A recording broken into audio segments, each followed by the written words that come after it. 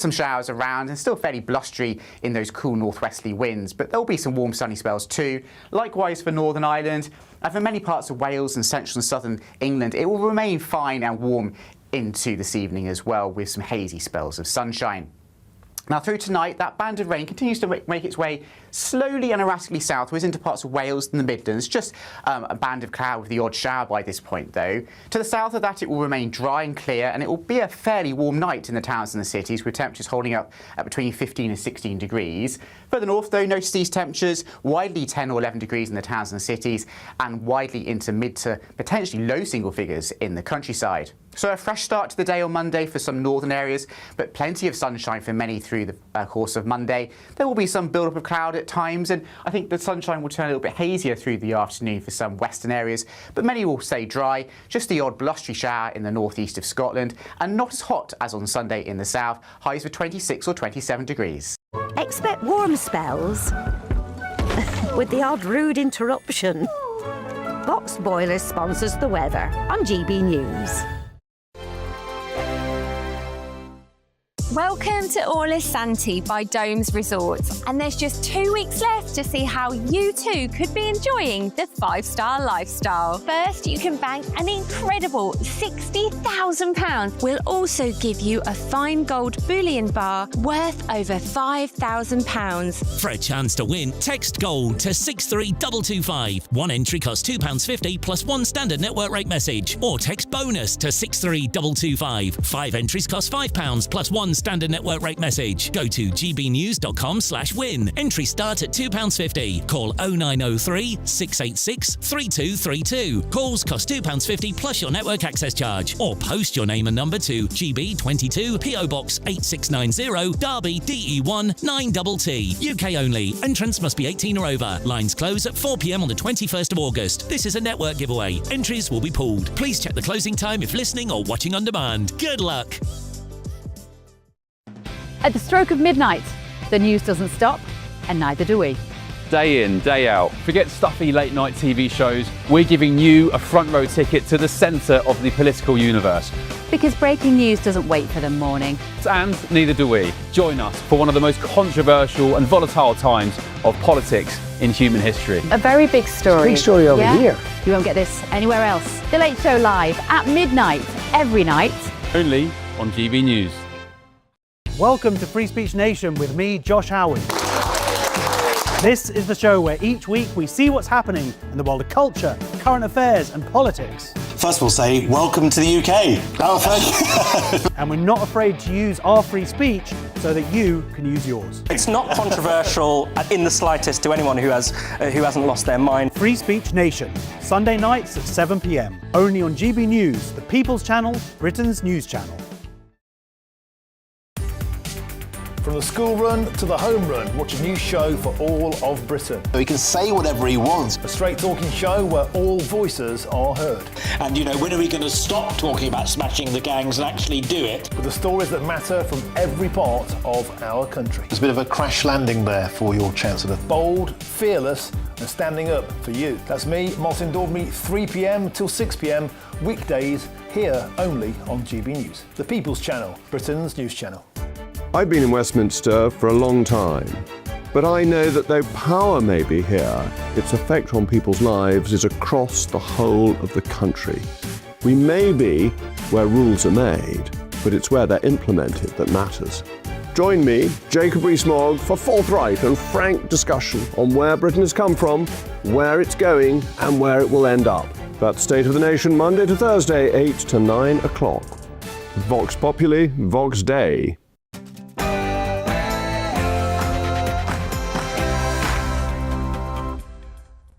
Good morning and welcome to Sunday with Michael Portillo.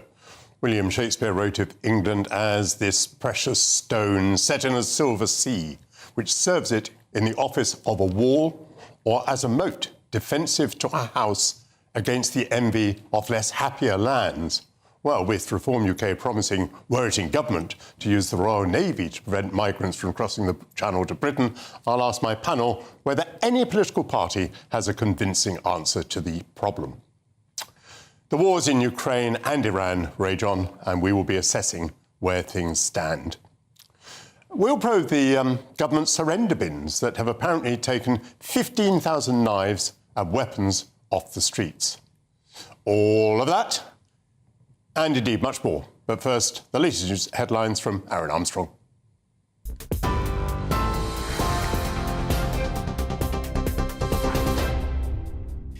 Thanks, Michael. Very good morning to you. Our headlines. Andy Burnham will set off on a tour of the UK tomorrow to ask the public how the government can improve their lives.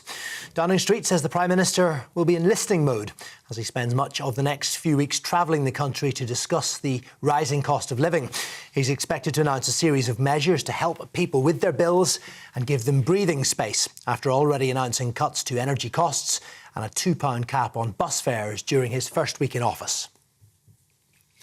FIFA has denounced what it calls a concerted and ongoing effort to undermine President Gianni Infantino. It follows claims surrounding his conduct at UEFA and his failed plan to sell stakes in the World Cup to private investors. Infantino denies European football's governing body gave an alleged mistress a six-figure severance payment while he was General Secretary, saying the allegations are categorically untrue. Dozens of asylum seekers are expected to arrive in the UK later as the surge in small boat crossings continues. More than 300 illegal migrants arrived in Dover in several dinghies over the weekend. A number of boats have been launched off the coast of Dunkirk this morning. At least 2,500 asylum seekers have reached the UK since Andy Burnham came to power last month. One of the world's most wanted men is due to arrive in Ireland this evening after being extradited from Dubai. Boxing promoter Daniel Kinahan will stand trial in Dublin for allegedly directing the activities of an organised crime gang. He's accused of international drug trafficking and firearms offences. The Irish Prison Service has bought a bulletproof and bomb-proof van in advance of his extradition, which is used to escort prisoners who are considered high risk. Authorities in Ukraine say Russia's launched massive strikes on the cities of Odessa and Kharkiv overnight. It follows a series of powerful explosions in and around the capital Kyiv on Saturday, which officials say killed at least 3 people. Earlier reports indicate that 8 people were injured in Odessa after residences were set alight, while firefighters rescued 7 people from the upper floors of a high-rise building in Kharkiv after strikes collapsed the 7th and 10th floors there. Ukraine's President Volodymyr Zelensky says North Korea, meanwhile, is prepared to send up to 50,000 troops for deployment in Russia. A state of emergency has been declared in the Canadian province of British Columbia. Tens of thousands of people were ordered to flee their homes in the west of the country as a fast-moving wildfire nearly doubled in size overnight. The Bald Range fire now occupies almost 40 square kilometres. Authorities have likened it to a bomb going off with flames so high that they've created their own weather systems. Drought's likely to be declared across more of the UK as the country braces for a 5th heat wave this year. No significant rain is expected, meaning dry conditions will continue for many as temperatures could reach 35 degrees by the middle of next week. Yellow heat health alerts are in force and will last until Tuesday evening. Finally, a group of scouts on a camping trip near Bristol were unexpectedly recruited to help land a hot air balloon. The first Bedau scout group had just arrived at their site in Tockington when the pilot called on the boys for assistance. 13 scouts used a rope to help deflate the balloon so it could reach the ground.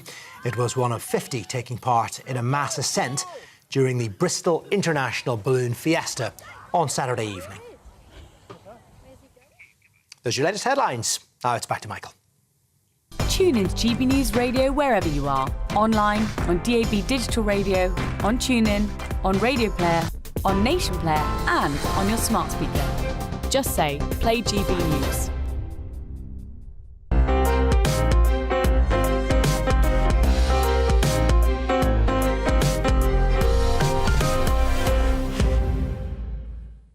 Hello. Illegal migrants transported by criminal gangs continue to cross the channel, as we heard in the news there, arriving at the rate of thousands per month. The number this year is down on 2025, but that may be because of worse sea conditions this year. The government welcomes the reduction, but is maybe not getting value for the money that it pays to France, since the French police are evidently not preventing the sailings. The Conservatives pin their faith on leaving the European Court of Human Rights, whilst Reform UK says that if it were in government, the Royal Navy would turn back the boats. Does any party have an effective policy? That's the question for my panel. And they are the former Labour advisor Matthew Lazar and the commissioning editor at The Spectator, Lara Brown. Welcome back. Good morning to you both. Lara, are you convinced by any of the parties' formulae for this problem? I'm afraid I'm not particularly positive about anyone's approach. Starting with Labour and the status quo that we've seen under a number of governments, we've agreed to give France, I think, around £660 million over the next 3 years. In return, we've got a policy in which the French police don't intervene if boats are already in the water, and we've got a couple of hundred people going back under the one-in, one-out deal with the same number or slightly higher coming in. Then you've got the Conservatives leaving the ECHR plan. I think we probably should leave the ECHR, but it's not going to make a meaningful difference in stopping the boats. It might help us do the deportation tribunals later down the line, but it won't do anything in terms of the boat numbers that we're seeing. And then we finally got reforms, new strategy, re the Royal Navy. I've been reading this all morning, and I can't reconcile this with basic international law, the law of the sea, how things have been done. You cannot just put warships in French waters. That would be an act of war, potentially.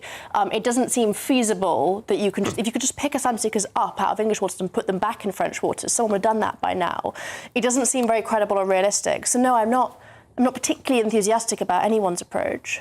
But I think the average GB News viewer, indeed the average human being, might say this is absolutely extraordinary and ridiculous. How is it not possible for the navy of a country to defend itself against what is, in effect, an invasion? And when I say that because of the very large numbers, and by now we've done enough thinking about it to realise that amongst these people there may be crooks, there may be Iranian agents, there may be Russian agents. I mean, this is a military emergency. Does it not require a military response? I agree on some level. I mean, I think that the current situation is appalling. I think that the fact that our asylum system is predicated on the fact that you can get here encourages some very, very bad people to make the crossing and makes us much more vulnerable. I believe in deporting people who arrive here probably via a third country. The fact is, we are forced to work with countries that are very hostile to solving the problem. From France's position, once people have left Calais and come here, that's wonderful for them. That's one fewer person for them to deal with. And therefore, they're going to react extremely badly to us bringing warships into their waters. And are we prepared to cope with those consequences? It's rather extraordinary, isn't it? You remember the Shakespeare quote from a moment ago, thinking about the channel as a wall, as a moat that defends our house from less happier lands.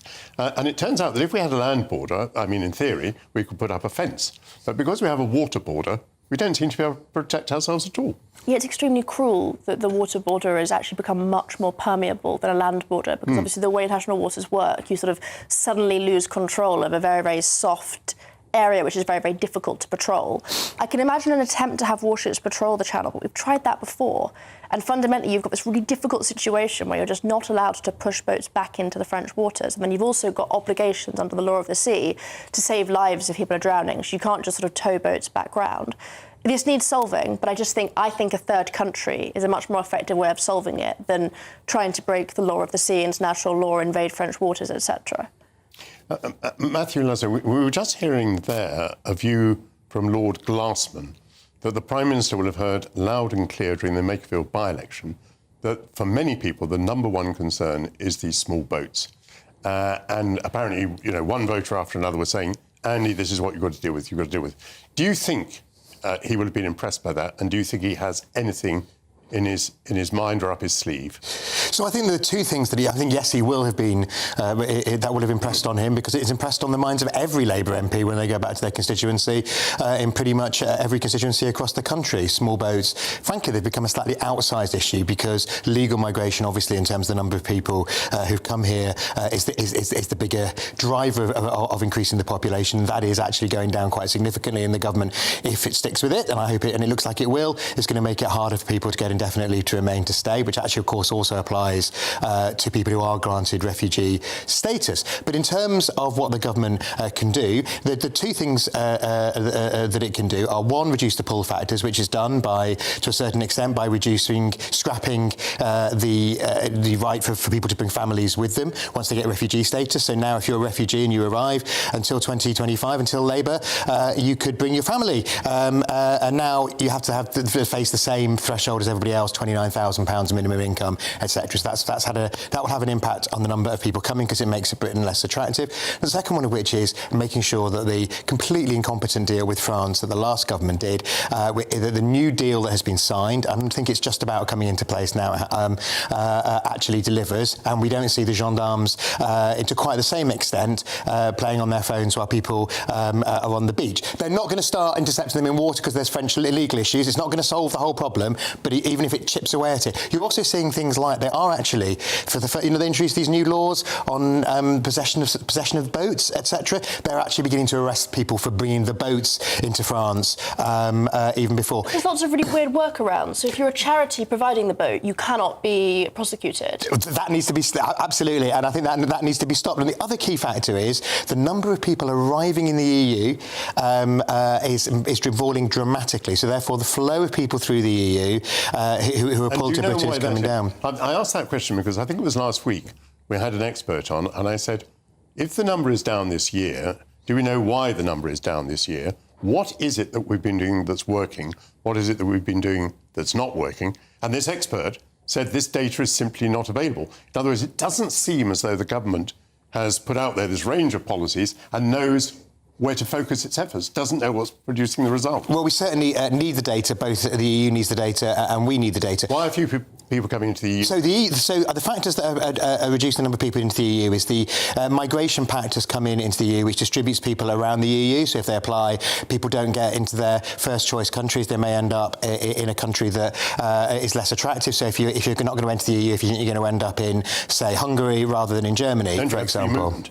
You have free movement once you've got there, but obviously people have to have they're temporarily, they don't have free movement until they're granted refugee status, because they don't have free movement once you're being processed. You only have free movement if you're granted refugee status. So if you're processed in another country and you're then kicked out. The other key thing is that the EU is doing a lot more with countries which drive people here. So a lot more with North Africa, particularly Libya, which has seen a massive fall in the number of people transiting through Libya. So it's that work. The key thing is reform can distract from their other troubles as much as they like with saying that we're going to put warships in the Channel. We all know it's never going to happen. As you say, Lara, it goes against the basic laws of the sea. The idea that the Royal Navy will even do it is questionable. And of course, we haven't got the ships, even if we wanted to. We've got other commitments elsewhere. So it's just theatre. We're showing a picture at the moment of an aircraft carrier. I don't think we'd probably use one of those. No. And also, it might get in the way of the ferries, because it is the busiest shipping lane in the world. So it's not like doing it off the north coast of Australia, which is the much quoted example. What we have to do is we have to work with our European colleagues to help reduce the numbers that are coming. And one thing I've always believed in is offshore processing, but before people get here, not after, like Rwanda, which was chasing the hare after it had left the trap. Before people get here? Because you can process people in Tunisia. Tell me why you don't think that leaving the European Court of Human Rights is a solution to the problem. There's a number of problems at play here. We need to solve every single one of them. The first is that people shouldn't be just arriving on our shores unchecked. Many disappear into the grey economy. Many will then be here for years and years at the cost of the British taxpayer waiting to be processed. That is a logistical issue that needs solving. The laws that we have in Britain will not solve it. The second problem is that we have a tribunal system which accepts some very, very ridiculous claims by very dangerous people because of sort of quasi-rights. So access to the NHS has become seemingly a human right. Being an alcoholic and therefore being at risk in your home country, being a member of a gang in your home country, you have a human right not to be put at risk. We need to solve that so that we can properly assess asylum claims and reject the bogus ones. And that will be fixed by leaving the ECHR. Even Labour know this. Is why Shabana was desperate in power to I haven't seen the most recent figure, but when I last looked, it was an enormous proportion of these claims are granted. Moving towards 100%, I don't know, 70, 80%. I think we're looking at about 81% acceptance. It moves. I mean, how can it be the case that people who were in France, where there were no danger whatsoever, have let's say, an 80% chance of having their asylum claim granted in Britain? How can that be? Well, what we have is complex network of NGOs and charities and social media influencers that basically explain to people how to game the system. And we have set the system up to be very, very gameable. So we're not really assessing someone on the facts of why they have come here, what their home country looked like. We're assessing someone on the story they have invented. A lot of people have destroyed all of their documents. We don't even often know where their home country was or what region they were living in. People know that you can suddenly make claims like, I'm gay. People convert to Christianity within weeks of arrival so they can claim religious persecution. It's so easy to get asylum here because no one can fact-check anything that you claim. And Matthew, it's very easy at the moment. Is it possible to change it? I think what we need is injecting a dose of common sense into the judiciary, because if you get rid of the ECHR, the Tories have said we're going to have a replacement, a British Bill of Rights. It's still going to enshrine rights. It's how those rights are then interpreted by the courts. The number is actually falling of both of people granted asylum quite dramatically, actually, between 2022 and 2025. So from 76 down to 42, which is quite a big drama. Now, obviously, some of those are then overturned on appeal. Because the appeals process is so much more permissive than the original process. Yes. I'm not very interested in the first number because every single person seems to appeal. And absolutely. And I think the question is, how do we inject realism into that appeals process? I don't think coming out of the ECHR is the magic bullet, but I think that is the key that any party needs to solve. I'm not sure anybody's quite got the answer. Even if it's not a magic bullet, would it help, do you think? Marginally. I mean, I think at a cost. The Tories have taken legal advice on this. They produced, indeed, a very long legal opinion before they went for this policy. So, I mean, this has not just been plucked from thin air. They think it will make a difference. Yeah, absolutely. And it's been talked about for years. I made a documentary for the BBC with Andrew Neil about it, where Andrew Neil started. Wasn't a major ratings winner. Where Andrew started out thinking that, you know, this was, if not a golden bullet, at least a very useful thing. And by the end of it, he thought, it's not really going to make much of a difference. And there is a cost to it in terms of being the only country in the world, in Europe, in the civilised part of Europe, excluding Russia, that isn't in it. Because there are rights that are granted in the ECHR that matter to all of us. And if you don't incorporate them into British law, well, I mean...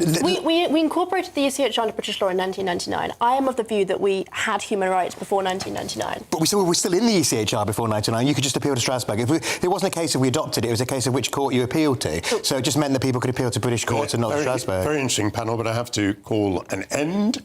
Thank you very much indeed, Matthew Lazo and Lara Brown. And they will return at noon to debate whether foreigners should be evicted from social housing, as the Conservative Party proposes. Coming up, we'll look at what we are learning from the conflicts in Iran and Ukraine. This is Sunday with Michael Portillo, only on GB News.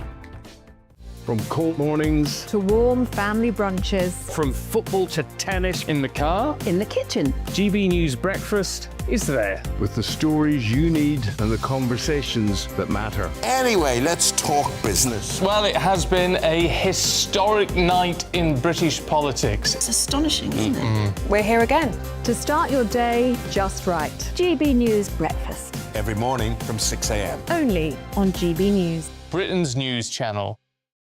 Westminster's full of talk, but out here, it's the real world. Am I allowed to talk now? No, that's it. This is where it matters, real people and real lives. That's what politics is all about. In fact, has Trump made a good start? No. Straight answers, no spin, and just a couple of pints. How many fingers have I ever got up? About 10. So join me for Lee Anderson's Real World every Friday at 7 p.m. only on GB News. The People's Channel, Britain's news channel. Welcome to Free Speech Nation with me, Josh Howard. This is the show where each week we see what's happening in the world of culture, current affairs and politics. First we'll say, welcome to the UK. Oh, thank you. And we're not afraid to use our free speech so that you can use yours. It's not controversial in the slightest to anyone who hasn't lost their mind. Free Speech Nation, Sunday nights at 7 p.m. Only on GB News, the People's Channel, Britain's news channel.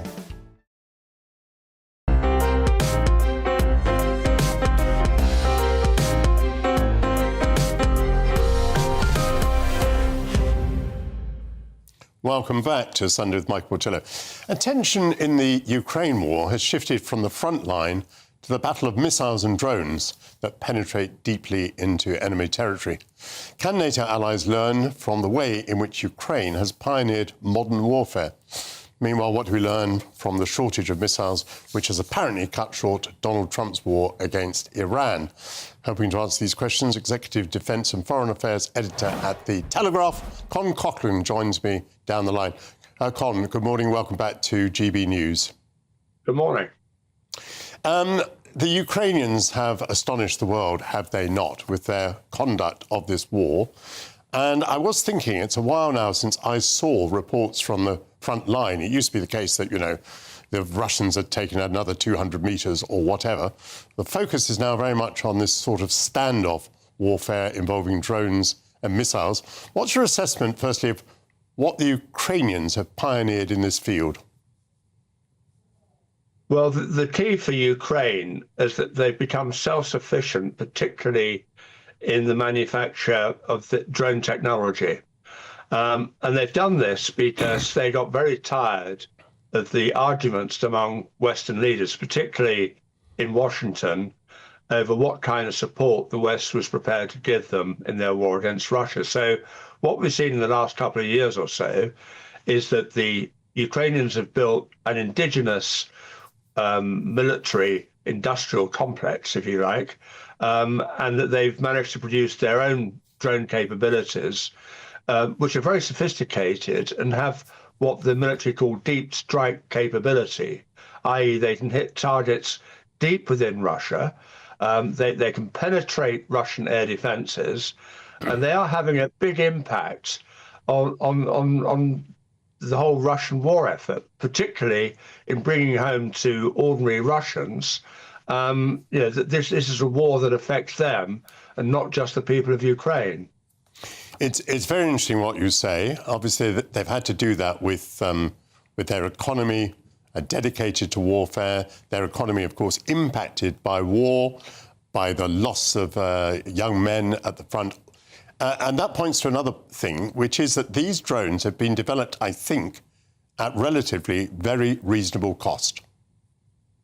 They have. And again, this is one of the other things that I mean, the reason I wrote this column is I think there are a lot of lessons that we in the West need to learn, particularly here in the UK, at a time when we're reviewing our own defence capabilities and what we need for future warfare.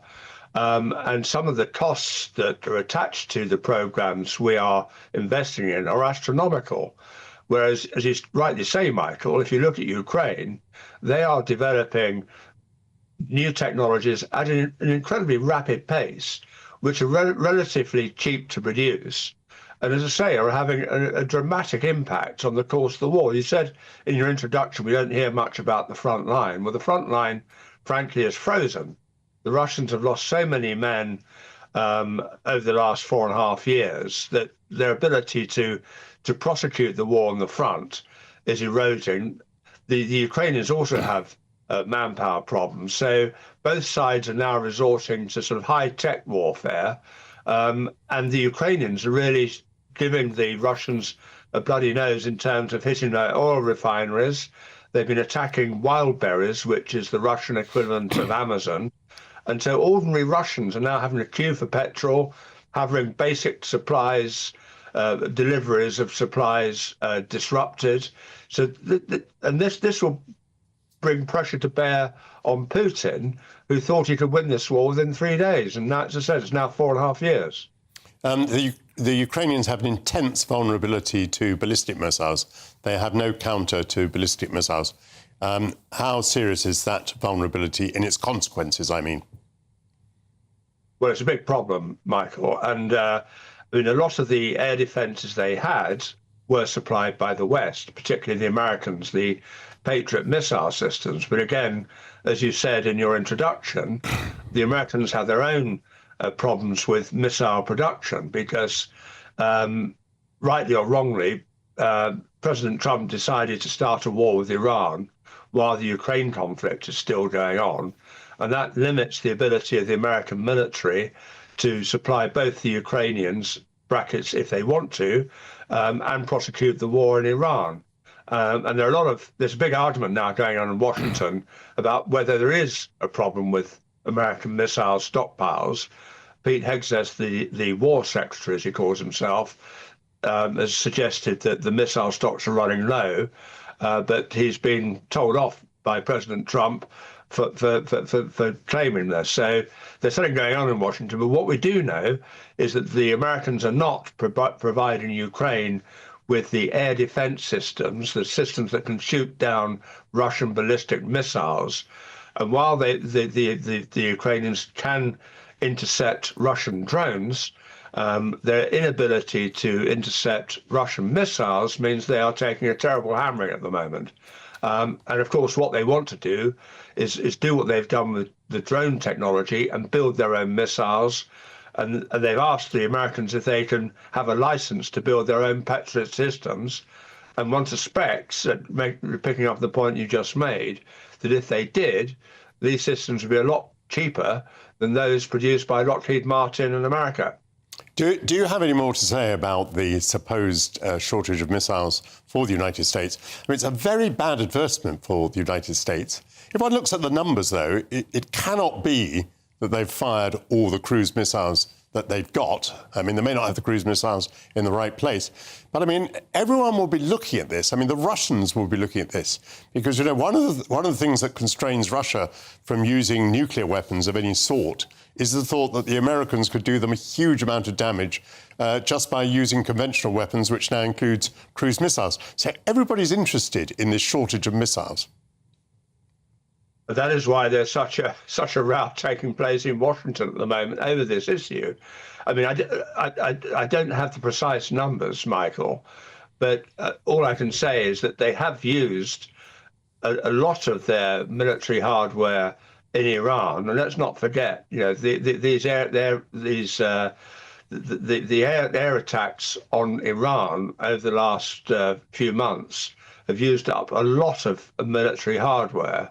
And of course, together with supplying Ukraine, that is going to deplete stockpiles. So, but precisely what they've got left. I mean, similarly, we've been told that Iran only has 10-20% of its missiles left, and yet the Iranians have the ability to carry on, you know, striking targets as far away as Jordan. So, yeah, you know, there's a lot of smoke and mirrors going on at the moment, I think, on this particular issue. Very, very often, Con, you only need one missile, just has to be in the right place and hit the right target. Thank you very much. We'll stay in touch. We'll stay in touch about the development of modern warfare, a fascinating subject. Coming up more immediately, we'll be looking back at the legacy of that late firebrand journalist, Rod Little, whom we already miss very much. This is Sunday with Michael Portillo, only on GB News. Good morning and welcome to your latest GB News weather update from the Met Office. It's another sunny and fairly hot day to come in the south. Further north, though, a different story. We've got a band of rain slowly edging southwards with some brighter skies following from the north. So a fairly wet morning for parts of Northern Ireland, certainly central and southern Scotland. The rain just creeping its way southwards into northern England as well through this morning. It will turn more showery into the afternoon, and whilst there'll be a few showers in northern Scotland too, many other parts of Scotland will have a brighter day to come compared to yesterday. Now, across southern parts of the UK, particularly Wales, central and southern and southeastern parts of England, it will be a sunny and fairly hot day to come, temperatures into the low 30s for some of us. But I think in the north it will be a fresher feeling day compared to yesterday, and certainly across the Northern Isles, Shetland and Orkney will see quite breezy conditions once again, with a few showers lingering on into this evening. Otherwise, a mixture of cloud and sunny spells across the rest of Scotland and Northern Ireland this evening, and the rain tending to become a bit more showery and lighter across northern England too.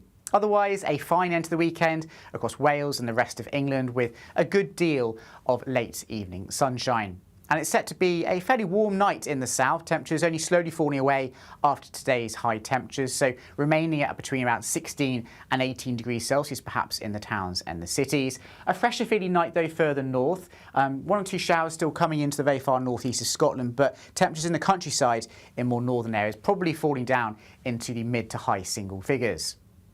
Now, there could be one or two mist and fog patches in the southwest of England first thing on Monday morning, but those will quickly clear, and then for most it's set to be a dry and fine day on Monday, a mixture of cloud but also some prolonged periods of sunshine. Still quite cool and breezy in the northeast of Scotland, and still one or two showers possible here. Otherwise though, temperatures in the high teens, low 20s in more northern parts of the UK, and not as hot as today in the south, but still very warm indeed. At GB News, we love to hear from you, our loyal community. So drop us a line at gbnews.com/yoursay. There you can talk to each other and also to the presenters live on air. gbnews.com/yoursay, because GB News is your channel, Britain's news channel. Join me, Nana Okoye, for an informative, interactive news programme with a difference. It's fun. No, he didn't say that, Dave. I'm so surprised. I think there's an element of truth to that. Join me from 3 p.m. every weekend, only on GB News, Britain's news channel. As soon as it hits 11 and the headlines come in, The Late Edition brings you the breaking news from all the front pages. because the news is going to happen. So get a head start today. Patrick Christie's tonight, Late Edition. Alex Armstrong tonight, Late Edition. From 11 o'clock every night. Only on GB News, the People's Channel, Britain's news channel.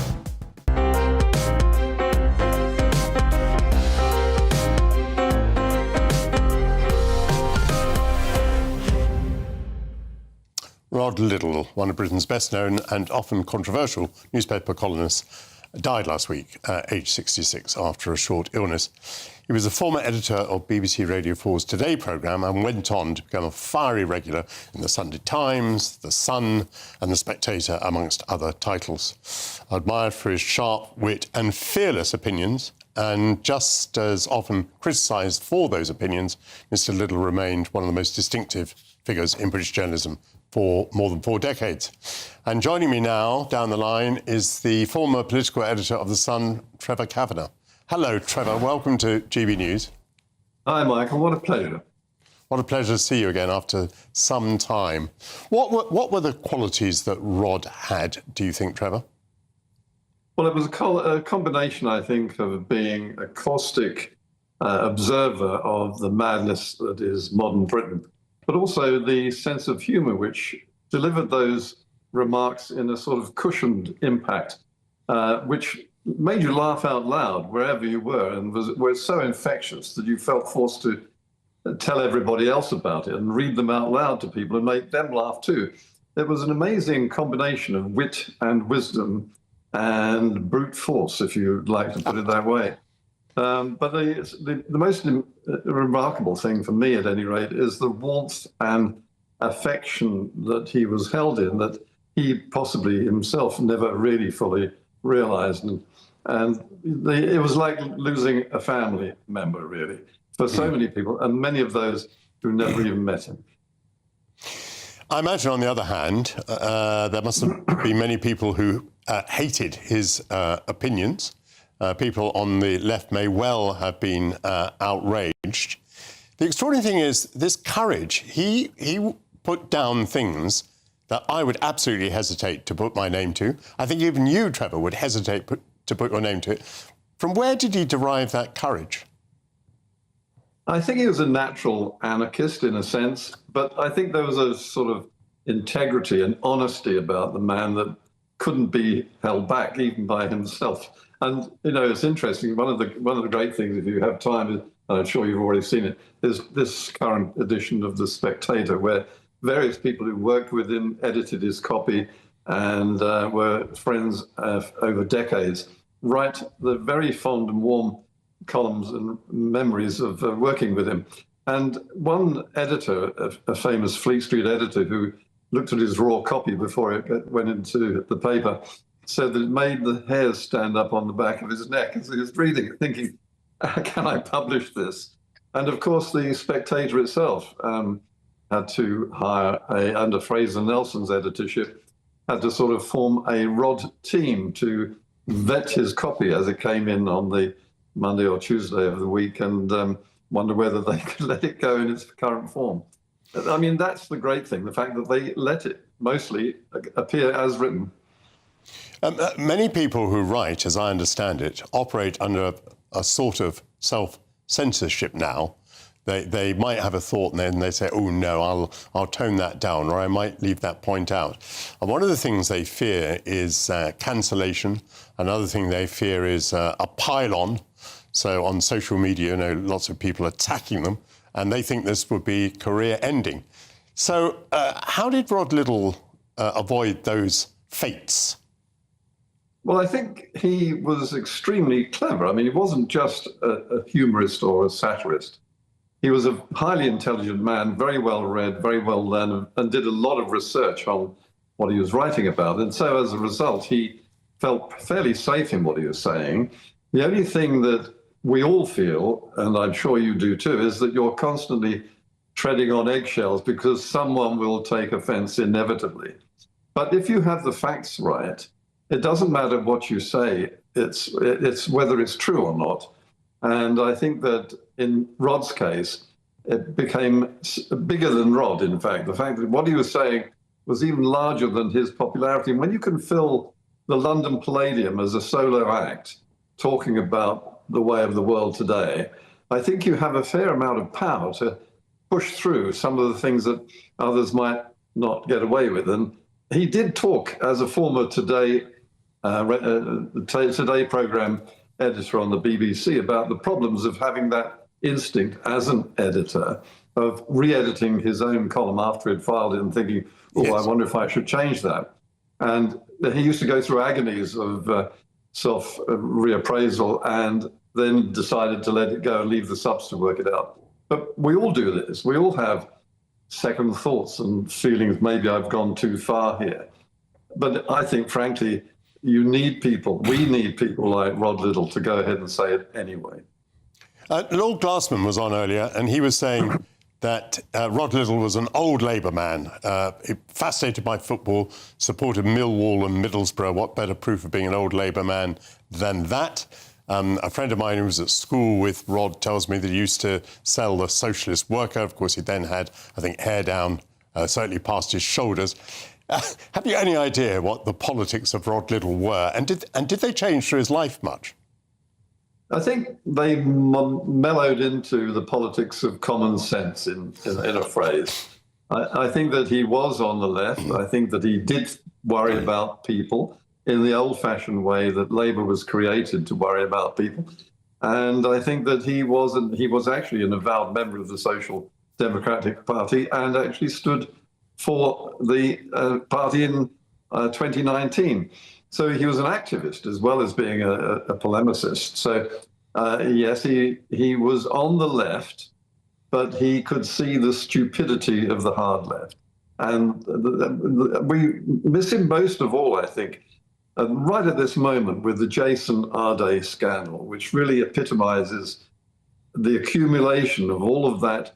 You can't say that sort of censorship. So much so that it's gagging the very people who are the guardians of the rules of our society today. And so we have an abomination of the distorted, contorted arguments about race and diversity and exclusion and all of that nonsense, which was anathema to Rod Liddle, and we miss that and his caustic comments on it so much. We've lost Rod Liddle. Should we be worried that there won't be someone to take his place. I mean, is it likely that we'll find someone as courageous, as funny, as irreverent, as offensive as Rod Liddle? I think you might find individuals who can fill all of those categories individually. It's the package that we'll miss so much. Rod Liddle was not only wise and intelligent and experienced, but also extremely balanced. But the thing that he had in abundance was the ability to make you to laugh out loud. As I say, his column was a catalogue of belly laughs, really, but with a very, very serious purpose. And I think he made people stop and think. And even those who criticized him were forced by literally the force of his argument to rethink where they stood, even if they did bulldoze on and ignore him and criticize him. But it was the impact, that satirical impact, which, among other things, it was jagged edge, but there was a warmth to it. You know, he was actually voicing the views of those readers who were truly bereft, I think, when they heard the news last week. What a very powerful and affectionate tribute that's been, Trevor Kavanagh. What a privilege to hear it from you. Thanks for coming on. Thank you. Coming up next, at least 15,000 knives and weapons have been taken off the streets in a new surrender bin scheme. This is Sunday with Michael Portillo, only on GB News.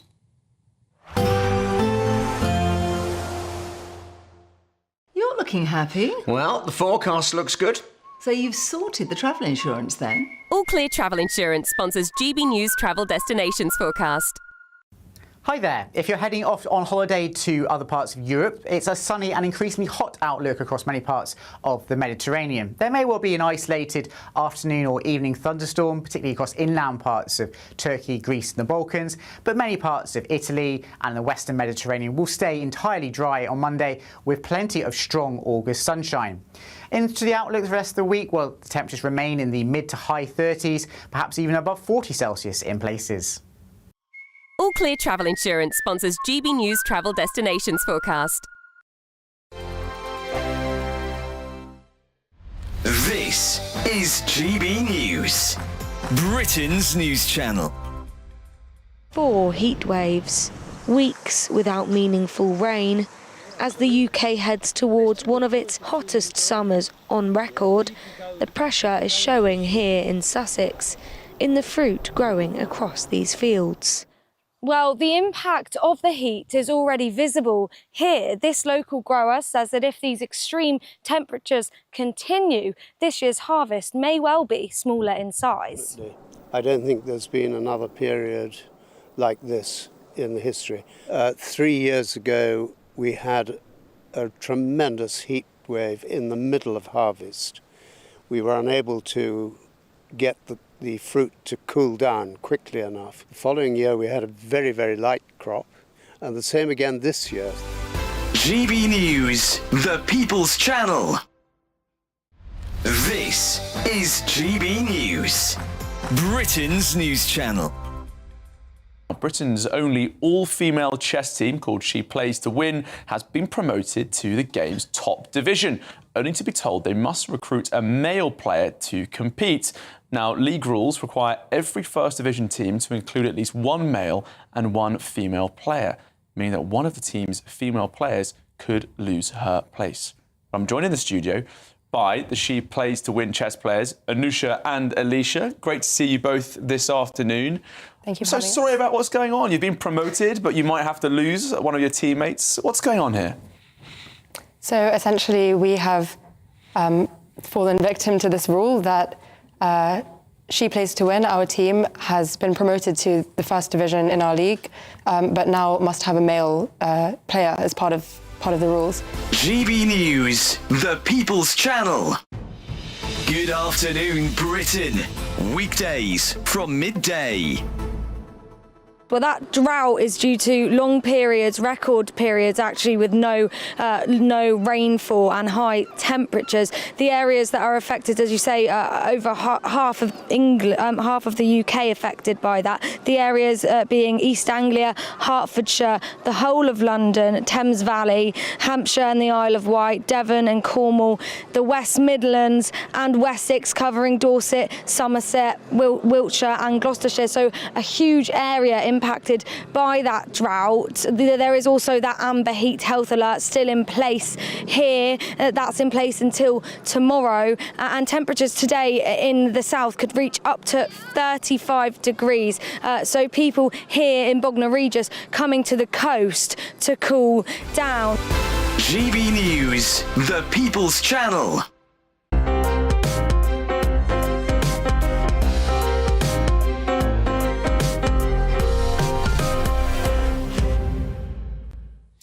It's claimed that 15,000 knives and weapons have been taken off the streets over the last year, thanks to the government's surrender bins. Knife crime campaigner Ken Hines now joins me in the studio. Very good of you to come in on a Sunday, Ken. Very good to see you.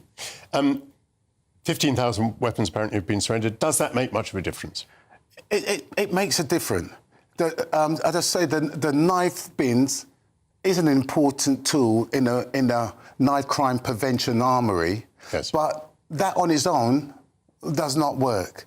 Simply, the people that will use that bin is not the man carrying the knife, but it may be family, friends, and others around that young man, or that young person. It could be a woman as well, who would take that knife and may use the knife, the bin, and take it down to the bin. And that's right. But to prevent that person having access to it. That's right. That was we were having a little chat just before we came on air, and you were telling me that communities, you think, are the most important tool, perhaps? It's key. And what do we mean by communities? How does that work?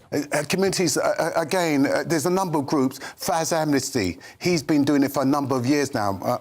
Farron Paul, he's been going out there in the rain, sun and whatever, taking knives off these young men and from the home. The important thing that Faz is doing, he's have conversation with some of these men who will bring the knives to him. Unlike they will bring it to Arch, they will bring it to Faz.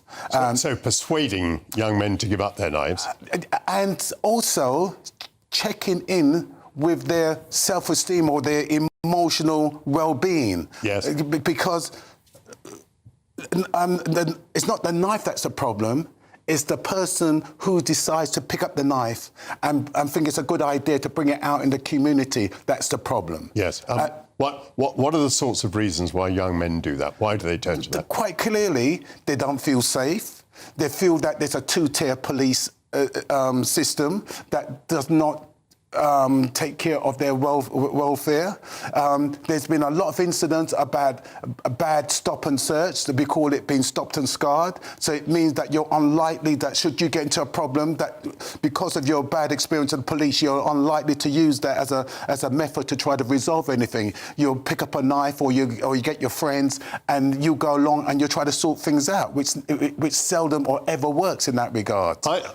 Are you against stop and search? I mean, it seems like common sense that if you're in an area where there's a lot of knife crime and there are young men there, and if you can get the knife off a young man who's carrying it in the street, that's as good as that knife having got into a bin, isn't it? Absolutely. But that leaves intelligent-led policing. Right. And in all the years, the 20 years, the 15 years I've been leading Harringay Independent Stop and Search Monitoring Group, till I've recently stepped back from that, I have not seen the effectiveness of police stop and search when it comes to taking knives off our street. The police are doing it unintelligently, you allege? Absolutely, because they may take one or two a week off the street. But the damage that they may have done, stopping maybe 200-300 people to get that one knife, could be insurmountable in the sense that now you've got other people who will see that they may have to carry a knife. And what doesn't happen, the police means well, but when you go out there and they show us the sort of knives that they take off the street, what that does to a young person who's kind of induced by this, it's the same, hey, I've got to step my game up. I've got to get one of those. So this is where back in my days, we used to walk around with little flick knives and things that we can hide about ourselves to give us a chance. If we do get stopped, they won't be found. Nowadays, they're walking with Rambos, they're walking with swords. Back in the days, if we had anything like that, we might use it to frighten people. Nowadays, these youngsters do it to murder people. And so, yes, we have got a serious problem. But I would say it doesn't... The one thing is the physical side of the knife. The other side is the mental capacity of that person. So prevention has to be working along community groups and in the schools about raising self-esteem, building emotional resilience, giving them a self of purpose and a self of worth. That will mean that they'll be less likely to pick it up. But if you've got low self-esteem and getting influence from other bad sources like social media, yes. It means that you've got to compete and find a different way of reaching the targeted audience. I was looking at the figures, and knife crime is vastly higher than it was 10 years ago, but it's a bit lower than it was 2 years ago. Have you any idea why knife crime has been reducing in the last couple of years? In other words, has something been happening? Has there been a policy input that is working? And if that is the case, can we do more of it? I believe it's a combination of a number of things, and that's also including stop and search. But I think what's more effective, because when I work with these youngsters, I used to go to 4 or 5 funerals of youngsters under 18 each year for the last 6, 7 years. Yes. It's only the last 2 years I haven't, but it was prolific. But what the young men would tell me, I much prefer to be caught with my knife by the police, which means I might get a slap on the wrist, than be caught by my ops without it, which means I could be going to my grave.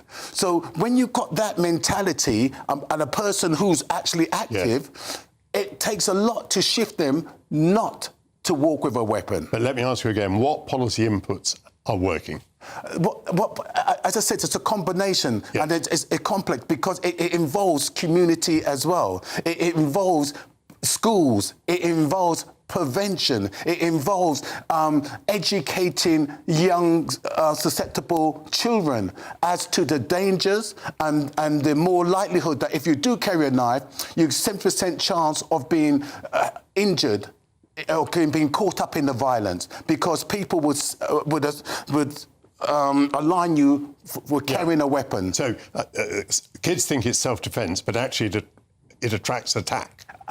Absolutely, because if I know that you're carrying something or you're a person known to carry something, if I've got a beef with you, I'm not going to go up and say, oh, well, wait for you to pull up your knife. I'm just going to go and really go savage on you, you know, and if you didn't have it, they call it caught you slipping, meaning that you should have had it, but you didn't. So my thing is simply, it's about going back to a community. You can't arrest your way or lock your way out of this situation. You have to work within the environment, and you've got to take into account, yes, one side of stop and search is positive, the other side is negative. And the fact is, you can learn from your mistakes, but when you cover it up and repeatedly making the same mistake that you've done for the last 30, 40 years, it just adds to the problem and not the solution that we're looking for. So when you say, so again, I know I didn't answer it directly, one policy, because I couldn't identify any policy, but I could understand a combination of things that's working in our favour. Ken Hines, I thank you very much for the work that you've been doing. I hope you'll be very successful in your work. It's obviously, you know, a very harrowing field where you're working, and it's terrible to see so many young men, particularly, who've been losing their lives. So thank you for what you do, and thank you for coming on GB News. That's the knife crime campaigner, Ken Hines. Well, that concludes the first hour of Sunday with Michael Portillo. But do please rejoin me when I come back at noon. The panel will discuss whether foreigners should be evicted from social housing, which is what's being proposed by the Conservative Party. Stefan Kyriazis will enter stage left to review Cats, Chaka Khan the musical, and Tosca from Glyndebourne. And it's that time of year again when comedians flock to Edinburgh for the Fringe Festival. So we'll be asking, if you went to Edinburgh, what would be the Fringe benefits? You're watching Michael Portillo on GB News, Britain's news channel, the People's Channel. See you at noon.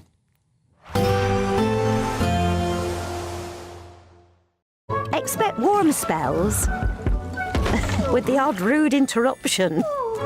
Box Boiler sponsors the weather on GB News.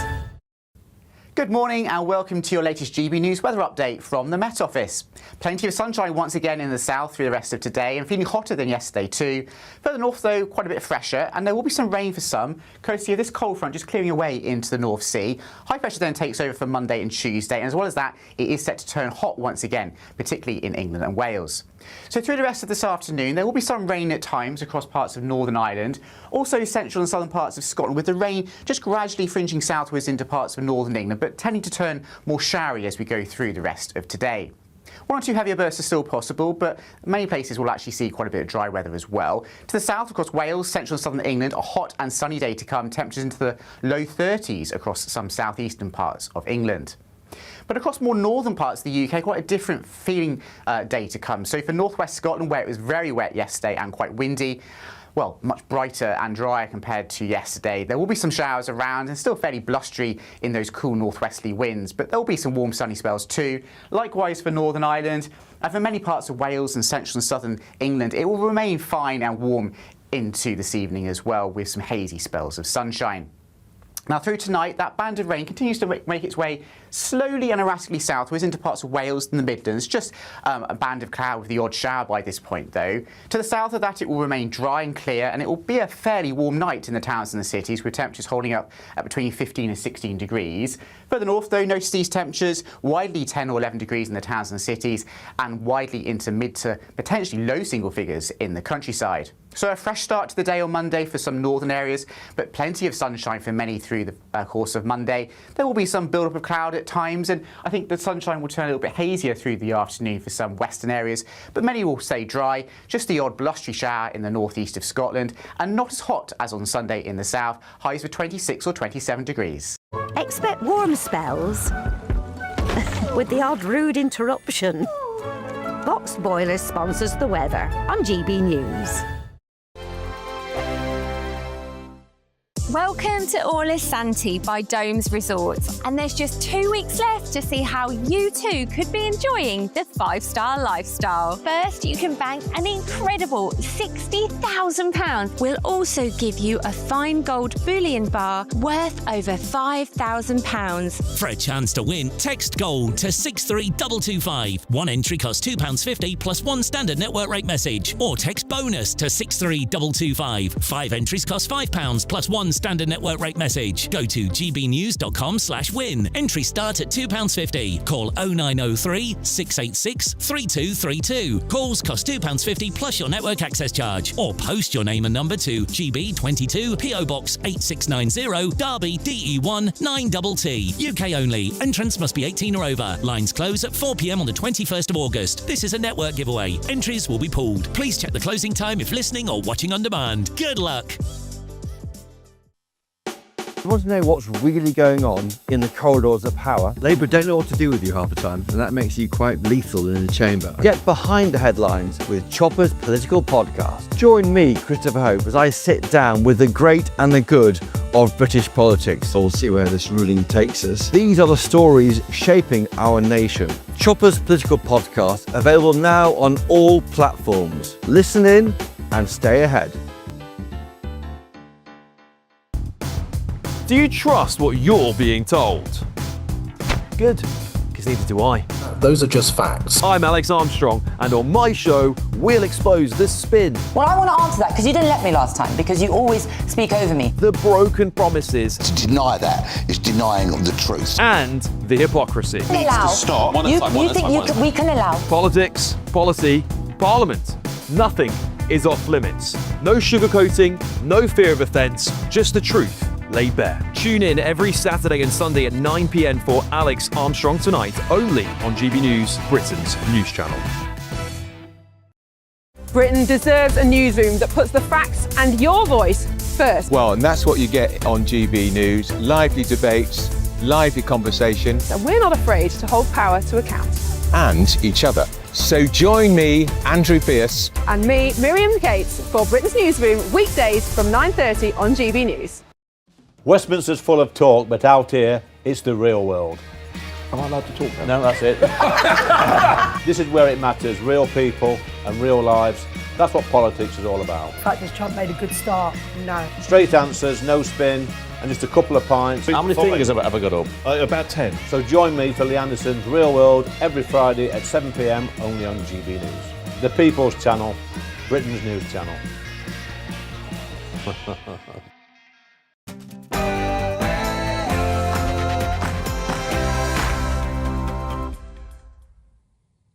May I be amongst the first to wish you a good afternoon. Welcome back to Sunday with Michael Portillo. A judge in 1604 said that an Englishman's home is his castle. But what if it is occupied by a foreigner?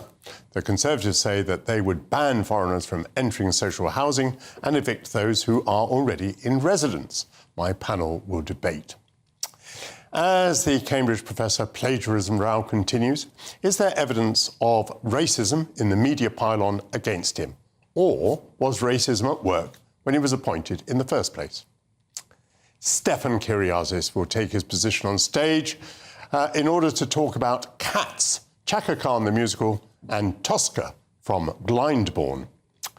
And for 3 weeks in August, Edinburgh plays host to comedians, actors and artists from around the globe.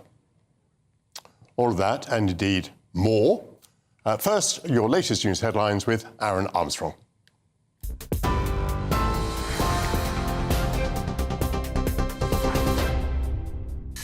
Thank you, Michael. Good afternoon to you. Just after 12 o'clock here in the GB newsroom.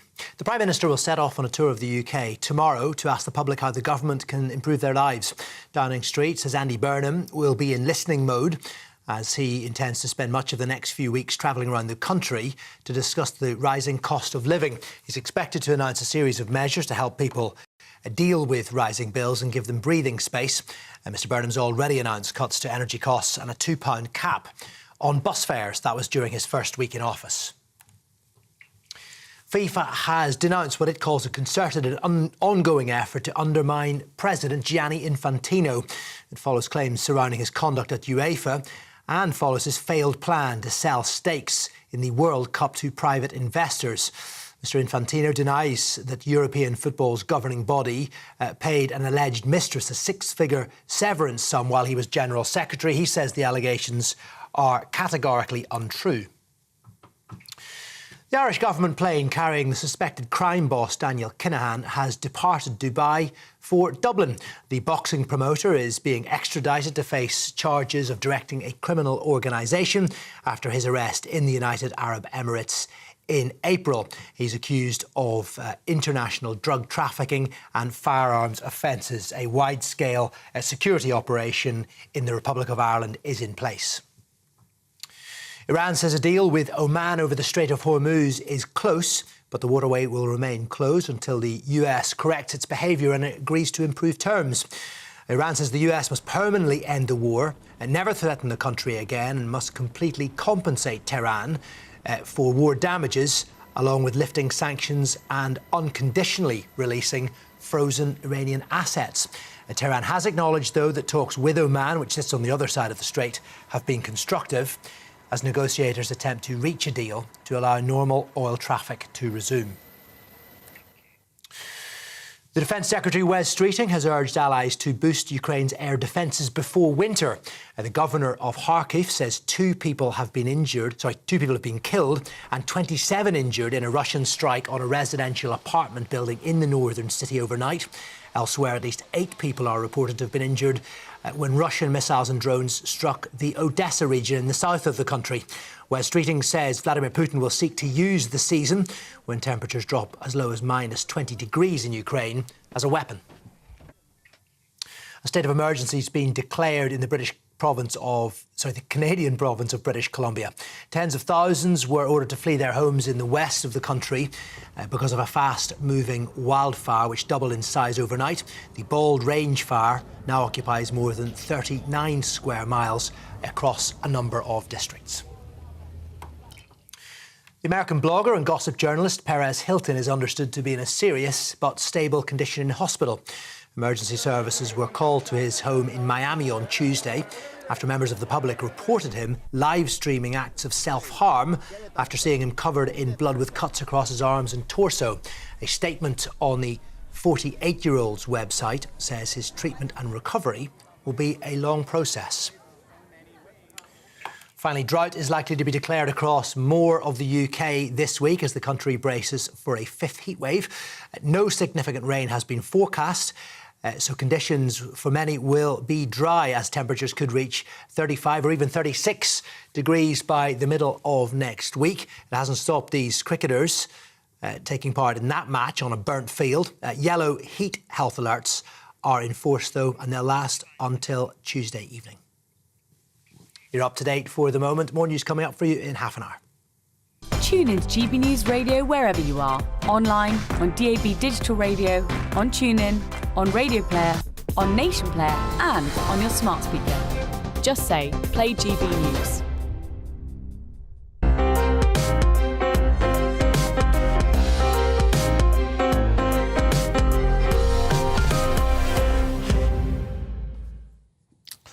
Viewers and listeners may be surprised that foreigners have access to social housing in Britain.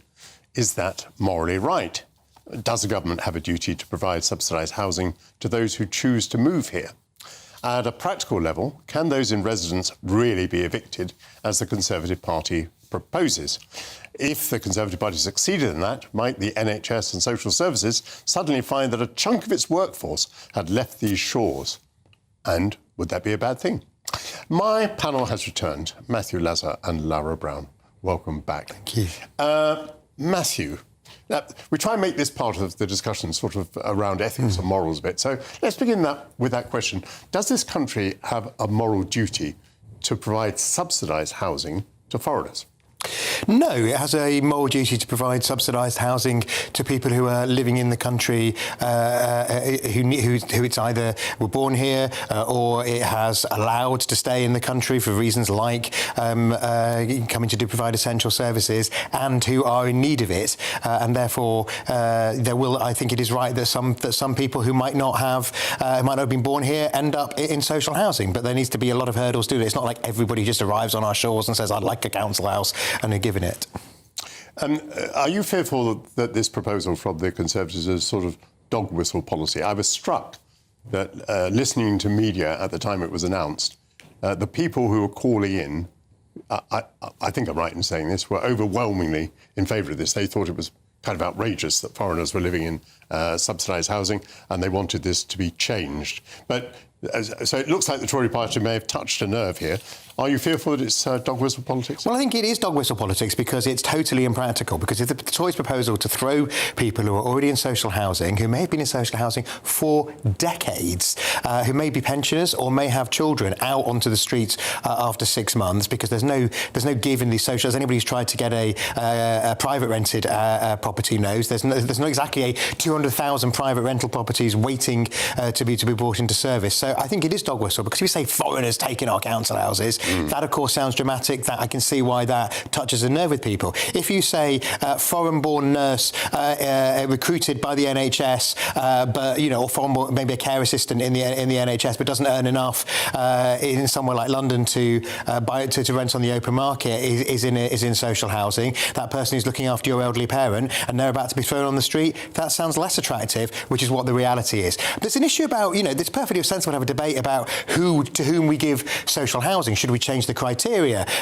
going forward? Should we, in fact, as a health and social care system, be reliant on importing foreign labour? All valid, sensible questions. That's different to saying we're going to kick 200,000 people onto the streets. It doesn't change the quantity of housing. So, for example, if from a particular day no more foreigners were allowed into subsidised housing, that would mean that there would be spaces for other people, and those other people would come out of presumably the private rented sector and then the people that eventually were going to be evicted, they could go into the houses that had become vacant. Well, it's a swapsy, yes. Yeah. It doesn't change the quantity of housing, but what it's saying is that the private rented sector, which is a pretty tough proposition for many renters, that's where the foreigners should be.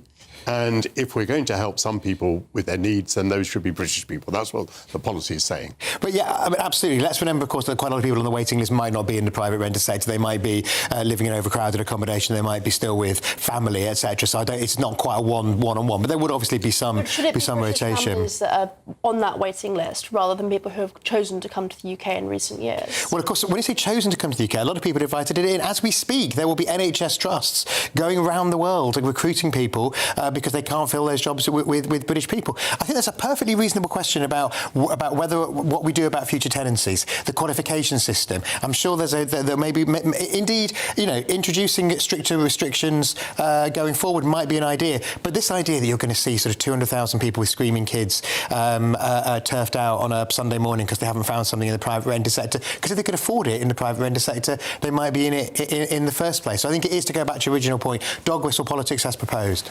I would like to hear Lara's view on the principle of the matter. It sounded there by your questions that you might have some sympathy with the principle. I do. The fact is, social housing is an extremely limited resource. I'm sure it would be lovely to live in a world where we can give everyone a social house, but we can't. We've got 4 million social houses that they are completely full, more or less, and then we've got 1.3 million people who are waiting for a social house, who might be in difficult circumstances. So I think it's very reasonable when you're looking at how you allocate that resource to say, look, we have an obligation as the state to provide aid to people who were born here, people who are our responsibility from the starting point, and it's fair to prioritise those people over the 230,000 people who have come to the UK. And there seems to be this attempt by Labour to make out that every single person in social housing works for the NHS or as a care worker. And the numbers do not bear that out. A very significant number of people living in social housing in London, for example, are completely economically inactive. I'd like to see the actual breakdown of people who are foreign-born and working for the NHS or in care who are in social housing. I don't think that actually speaks to the bulk of people. The policy is in two parts. The future prohibition of foreigners going into social housing, which is, it might be quite difficult, but it's a great deal easier than the second proposition, which is evicting people who are already there.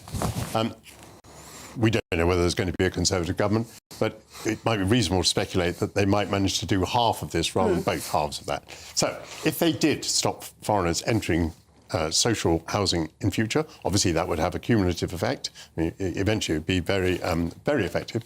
So would you be in favour of that? I think there's 2 points here. The first is the number of non-foreign-born people eligible for social housing is about to significantly increase as more people get indefinite leave to remain. Hopefully there'll be some amendments to how long that takes to get, but currently it's going to be happening. We're going to see about 2 million people on-roaded onto ILR in the next 2 years. So even if they only manage to do half of this policy, it would be quite effective. But I think the second problem speaks to a larger issue with the way we allocate social housing. We should provide subsidised government housing that is very, very secure for people in their times of their most acute need. Maybe they've got very young kids, maybe they're out of work briefly. But the way we do it currently, you seem to qualify once, and then you have the chance to live in social housing for many, many decades, even if your circumstances change. And you've now got people who haven't worked in 10, 15 years, but maybe are financially comfortable, living in the heart of London, living in Sloane Square. Indeed, council houses became virtually hereditary, didn't they? Effectively, I mean, there's been moves by some councils to make them hereditary, which means they never go back to the state to be allocated. And I think this policy should be part of a much larger programme to make sure that social housing is going to people who are in the most sort of acute need right now, and not people who were in acute need 30 years ago but maybe OK now and could move into the private sector. Matthew touched on a point which I think is interesting. Let's say for a moment that this does indeed lead to those who work in social services and the NHS having to leave the country because they can't find somewhere to work. Is that a good or a bad thing? So now we're on to the thought about whether we should have more British people filling those jobs rather than importing people to fill the jobs in our care services. I think in the long term it would be a good thing. What we have allowed to happen is that private care companies and the NHS have been seduced by the much cheaper wages that you can pay people across the world. This has been bad for health outcomes. International medical graduates, for example, are 2.5 times more likely to be struck off for misconduct by the GMC. So this is not improving outcomes in the health system. And this is depressing wages because British workers have no bargaining power, effectively, apart from sort of long, complicated political strikes, because you can always recruit from countries where minimum wage might be less than a few pounds an hour, and therefore you can always keep wages low. So I think that forcing the NHS and forcing private care companies, which I think are a much more significant player here than the health service, to engage with British workers and to train more British workers would be a good thing. Matthew, do you have a thought at this point? You kind of touched on the issue a moment ago. What do you think? Do you agree with what Laura's saying there? Yeah, I mean, look, absolutely. I think that what we want to do is not just in the health and social care sector, but across the economy as a whole. We got addicted to cheap labour, and what happened is we obviously had freedom of movement, particularly when the EU opened up to Eastern Europe. We suddenly got a big influx of relatively cheap workers. That was actually changing as Eastern Europe's economies generally grew, and then we had Brexit, and what did we do? We had the Boris bounce and 1 million people, cheap labour injected into the labour market, and actually I don't think that is sustainable. I think we need to have, and also it's not sustainable because we see the number of people, the number of NEETs, young people not in education or training, but also people throughout the age ranges who could be brought back into work, and that's what needs to happen. The labour isn't actually cheap because you pay someone not much money and then the state provides them with a free house. It's labour for the employer, but not for the country. Yeah. No, that's a very interesting point. So how would we attract more British people into the National Health Service, into the care services? Would it require higher wages? Would that be one of the basic ingredients? I think the truth of the matter is, for the care sector, people obviously in the NHS are on national bargaining scales and do have some clout. But in the care sector, I think the only way is ultimately we're going to have to increase wages. But as you say, Lara, that actually might mean that it costs the country less, even if it costs the employer at the point of employment, not having their wages topped up more, but not having them topped up by the state. Although I have my doubts as well that even if the wages went up, I mean, it just looks as though there's a cadre of British people, which is probably the vast majority, who simply won't look at doing this sort of work anymore. They've just decided it's not for them. We've allowed people to make that choice by having an extremely permissive benefit system that doesn't push people into places where there's a labour market vacancy. And ultimately, what the Conservatives need to propose alongside this policy is major cuts to that welfare state, particularly for young people who are perfectly able to work. Panel, thank you very much indeed. Thank you for coming on a Sunday morning and into the afternoon. May the rest of your Sunday be very cheerful indeed. So that was Matthew Lazo and Lara Brown. The press, especially the right-wing press, has enjoyed itself piling in against Professor Jason Arday, who's now resigned his position at Cambridge University. Was racism involved in that pile-on? Or was it racism that allowed his appointment in the first place? This is Sunday with Michael Portillo, only on GB News. Join me, Nana Akweer, for an informative, interactive news programme with a difference. It's fun. No, he didn't say that, Dave. I'm so surprised. I think there's an element of truth to that. Join me from 3 p.m. every weekend, only on GB News, Britain's news channel. From cold mornings to warm family brunches, from football to tennis in the car, in the kitchen, GB News Breakfast is there with the stories you need and the conversations that matter. Anyway, let's talk business. Well, it has been a historic night in British politics. It's astonishing, isn't it? We're here again to start your day just right. GB News Breakfast. Every morning from 6 a.m. Only on GB News. Britain's news channel.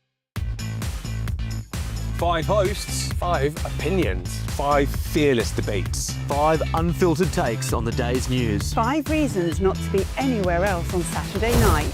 This is the Saturday 5. You got me. You got me good there. Britain's biggest Saturday night TV show. It's not a bad brand. Yeah. Uncensored. Very, very racist tonight on the unpredictable. What did she say? Can you translate it for us? And always entertaining. And how can a country go from being led by William Wallace Saturday nights from 6 p.m. only on GB News, the People's Channel. Britain's news channel. You're going to want to stay tuned, trust me. Exciting news. Every Friday, my Patrick Christie's Tonight Show is going to have a twist to it. We're welcoming some special guests. You. That's right, on Fridays I'm going to be doing my show in front of a live studio audience because this show is about you and what you have to say. It's going to be the same big debates, same big topics, same big opinions. But every Friday night at 9 p.m, you are invited to come on down to Patrick Christie's Tonight to be a part of the action. Only on GB News, the People's Channel, Britain's news channel.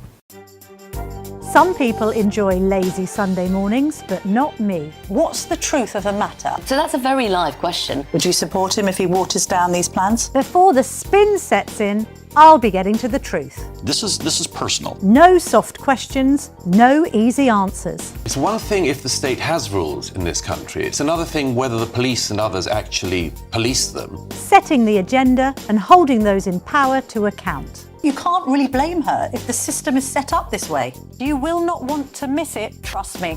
The Camilla Tominey Show, Sundays from 9:30, only on GB News. As soon as it hits 11 and the headlines come in, The Late Edition brings you the breaking news from all the front pages. because the news is going to happen. So get a head start today. Patrick Christie's Tonight, Late Edition. Alex Armstrong Tonight, Late Edition. From 11 o'clock every night. Only on GB News, the People's Channel, Britain's news channel.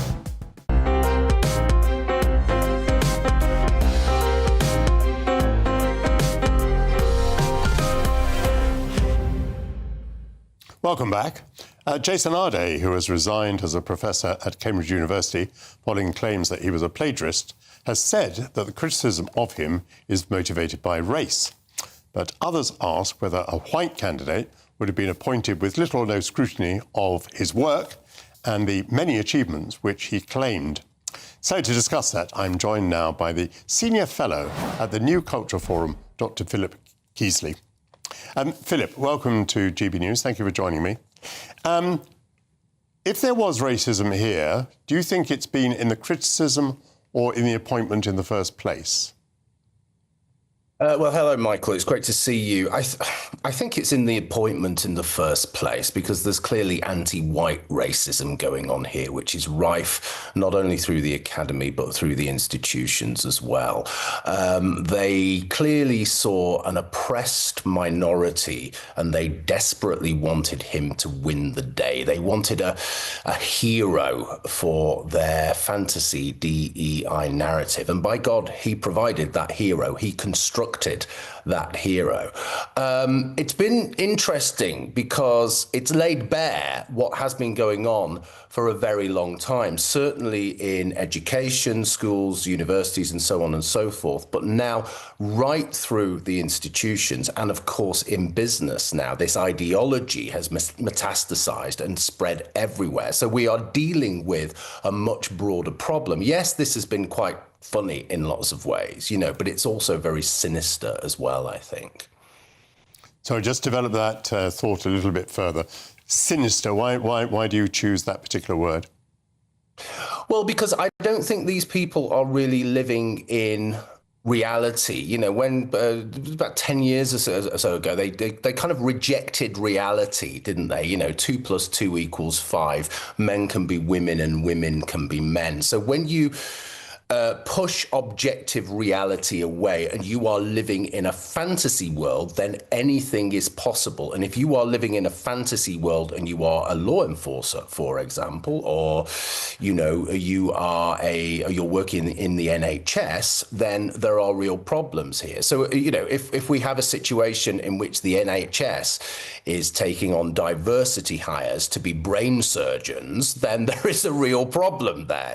And if that can happen at Cambridge, then it can happen in the NHS, because in lots of ways that organisation is not dissimilar to higher education in terms of the fact that it's been overtaken by ideology. Now, this isn't new, as I said before. You can stretch right back to the 19th century with this stuff, but I think generally it comes out of the post-war era and the first New Left. Then you have the counterculture of the 1960s, and this particular iteration emerges in about the 1970s. There was a book called Orientalism, and then this scholarship, this discipline, I use that in a very kind of loose term, develops through the 80s and 90s. There's a book called Unthinking Eurocentrism. There's a page turner for you, which was quite influential. And at that time, I know, I've been in academia for 25 years. At that time, this was all to one side. This was cranks and it was extremist, and people laughed at it. But then I think powered by social media and the lure of narcissistic activism for many people, this became a monster. It became massive. And then all of a sudden, it dominates HR, and the people who are the true believers are the people who are promoted to the top of the institutions. And here we are. This is what you get. You get this fantasy world, which, as I say, is funny on the one hand, but I think it's dangerous as well, Michael. Yes, and unless you've been on the receiving end of a media pylon, it's difficult for people to know just how horrible it is. It's like being stuck in the headlights. You just can't get away from it. And Jason Arday has been at the receiving end for, I think, a couple of weeks now, and not just kind of tucked away on the inside pages. He's on, the front page of one newspaper after another. It's been almost leading, the broadcast media as well. Now, it has been a gleeful pylon. I mean, I read the press on the right, and each new day they've discovered some other discrepancy in his curriculum vitae, and they've sort of joyfully, denounced that and come up with an alternative truth. Do you think there has been racism in the pylon? No, I think there's a sense of frustration because we've had this ridiculous ideology foisted upon us, and we see the damage it's done, They saw this person and they saw his colour, which they adored, but they also saw his neurodiversity as well, which they also adored. So I think this is it's almost a sense of vindication. Now, I'm not in any way suggesting that the pylon for the individual is good. Clearly, it's not, it's awful. I've been on the receiving end of some of this stuff. I know you have a little bit as well. It's not very nice at all, but I don't think this is really about him. I think he's a catalyst, and I think now it's about the institutions, it's about the rot, it's looking at how deep this goes and the ramifications. So, the students who were, I would imagine, badly taught by him, the drivel that masquerades as research, all of this costs a fortune. As far as the students go, that is a real impact on their lives. But you have to ask yourself this question as well, Michael. How many other Jason Ardays are there in faculties up and down the country? I would wager there are many, many, many, because universities are run on this principle. They are run on the DEI fantasy principle. So that is a national scandal. I don't really think it's about him anymore. He has demonstrated this. But I think it's now we look to Cambridge, we look to Oxford, we look to the Russell Group, we look to all the institutions and say, what the hell is going on here? And how do we save the infrastructure? What do we do? How do we make it work again so we don't come across to the rest of the world as being silly? Because I think that's what we are at the moment. Well, one of the reasons I would say for the gleeful pylon is that people, it's not that the writers are racist, it's that they are anti-DEI, or what DEI has become. Now, do you think this pylon will weaken DEI, or will that enemy simply dig in? I think both of those things simultaneously. The enemy will certainly dig in. That's happening already. But it is very shaky. I think it depends on what happens from here, Michael. If there are more scandals, if there are more Jason Ardays, if they are unearthed, I'm sure people working, friends and colleagues of both of us, they're frantically looking around and looking at publishing records and saying, oh, is this real? I think if more of this stuff happens immediately, then it's not gonna serve a death blow to this kind of stuff, because, as I said before, all the people at the top of the institutions are absolutely true believers. It's going to be very, very difficult to dislodge them.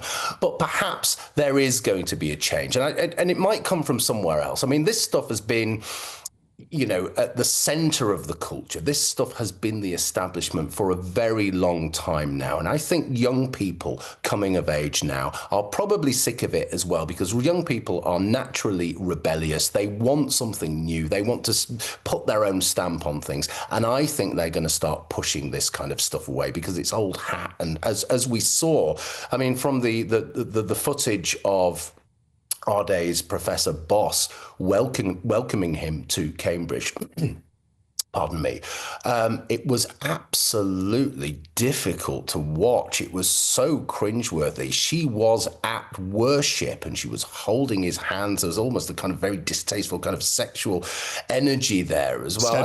Steady on. And Philip Keasley, I'm going to stop you there anyway because we've run out of time. You've certainly made your view very, very clear, and I thank you very much for that.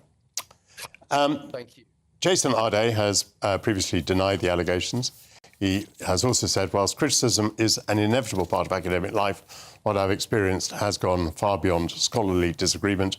I will return stronger, wiser, and with the same determination that has always defined my journey.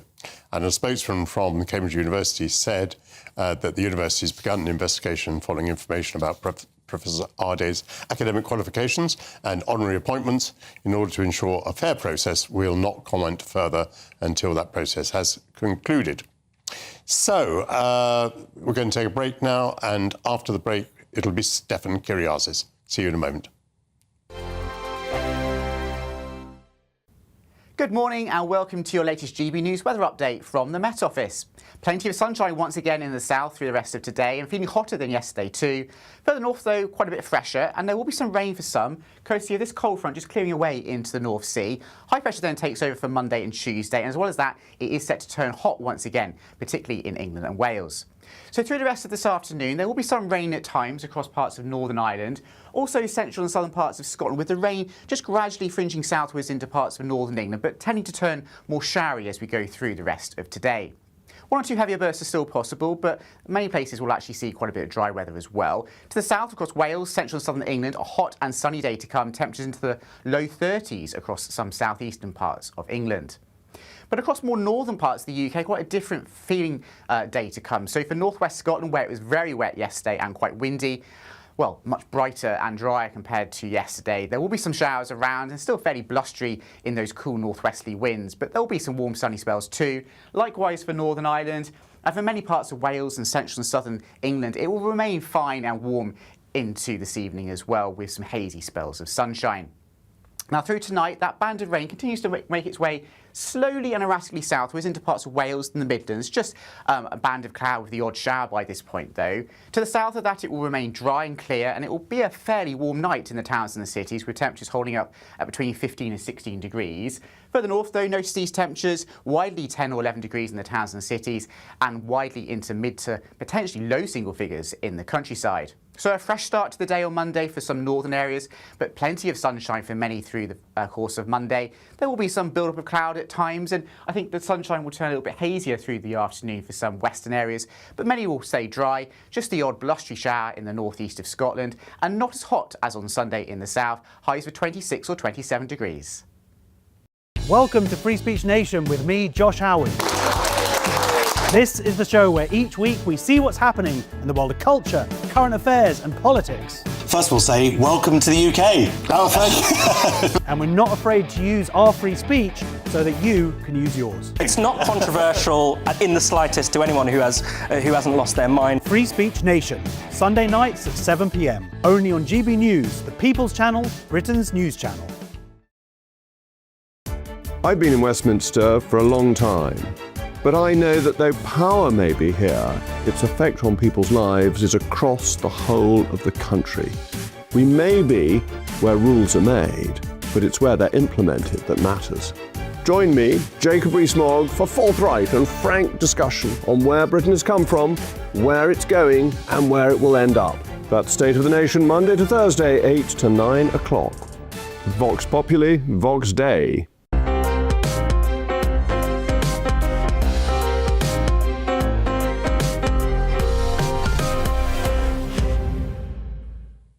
Welcome back to Sunday with Michael Portillo. Let's get some news headlines on the half hour with Aaron Armstrong.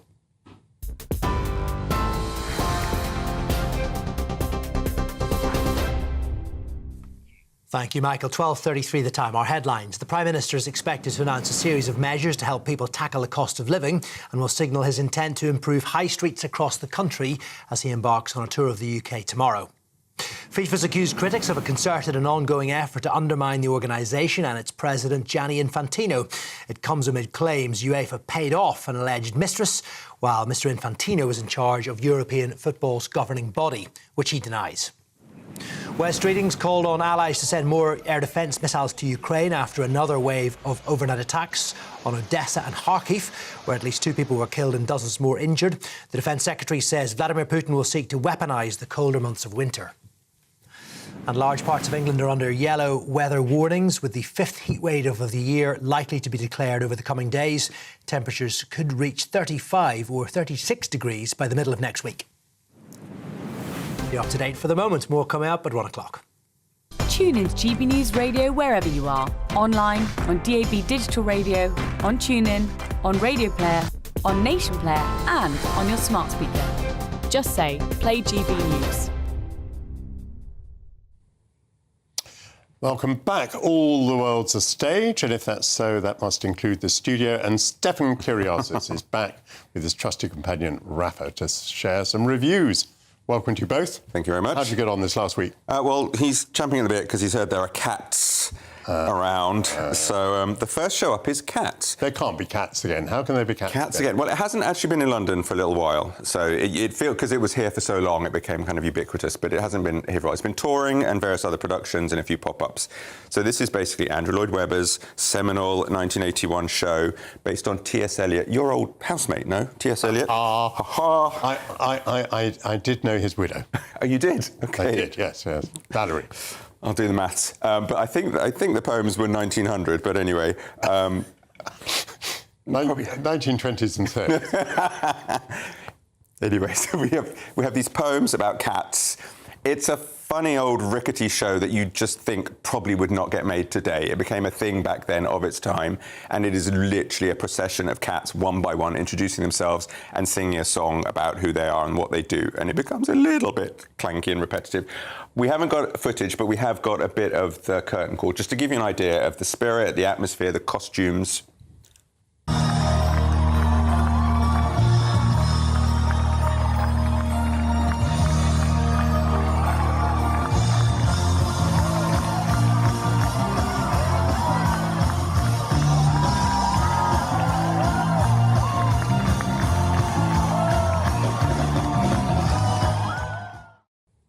I always ask myself why people can't put their mobile telephones the right way around so that that image fills the screen. Because anyone under 100 years old, Michael, uses it for social media that way. It's portrait, not landscape. Having it on television. Yes, but this is secondary to me, Michael. Has it been worth reviving?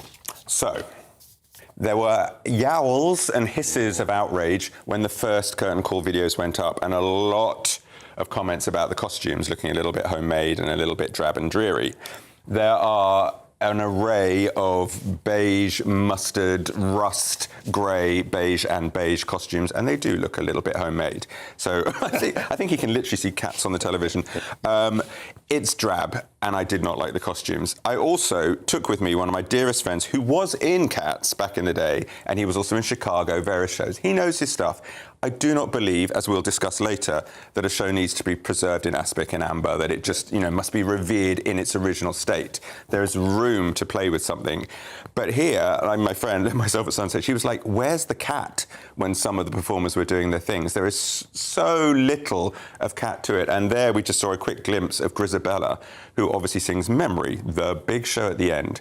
So it's about this community of cats, but she's the outcast, she's old, she's decrepit, she's lost her former beauty and elegance, and the cats, revile and move away from her. We had the understudy because the lead was ill, and the lead is a little bit more age-appropriate. The understudy, not her fault, is like 19 or 20 years old. But also, I presume with the direction, she moves like a young, glamorous woman. She has a fairly slinky, glamorous outfit. And there's a moment where she's supposed to dance, and it's supposed to be painful, poignant, melancholy. She wants to dance, but she can't. And this girl is sort of twirling around beautifully. She's clambering up the sets.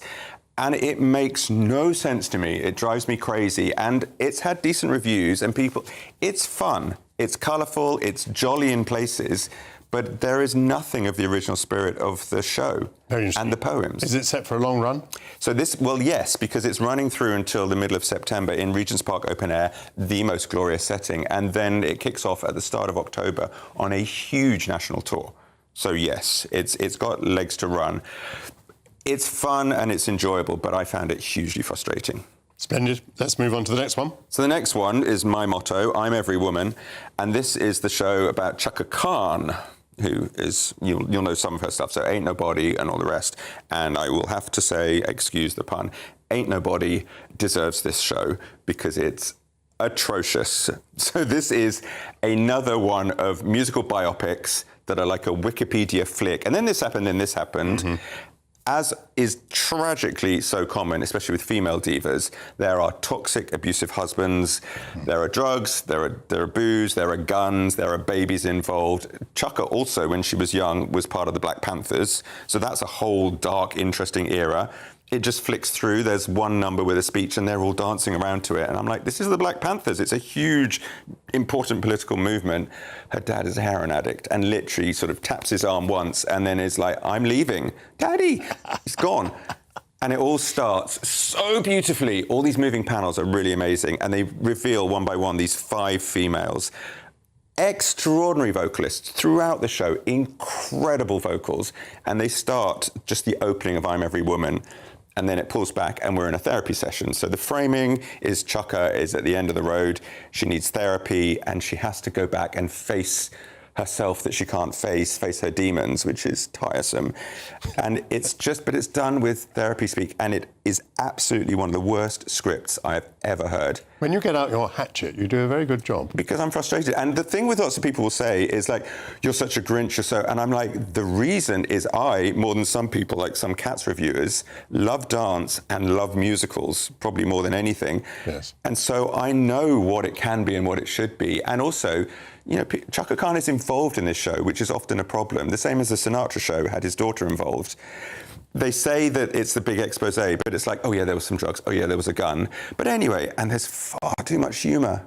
There is a mad, demented pixie character that is in all the scenes that was a big reveal, like, oh, God, who is she? And I was like 20 minutes in, I know who she is. Enough already. The hatchet is really it's very... her inner demon made flesh. You and I have both seen... Yes, let's get to the good stuff. Tosca, the opera. Yeah. Blind Born. Yes. And I've seen Tosca many, many times in my life. Yes. And it's always done virtually the same way. There are certain things that happen, and in the version we've just seen, some of these things don't happen. Well, we're going to see from the they happen very trailer immediately. We don't have brocade gowns and Baroque splendour.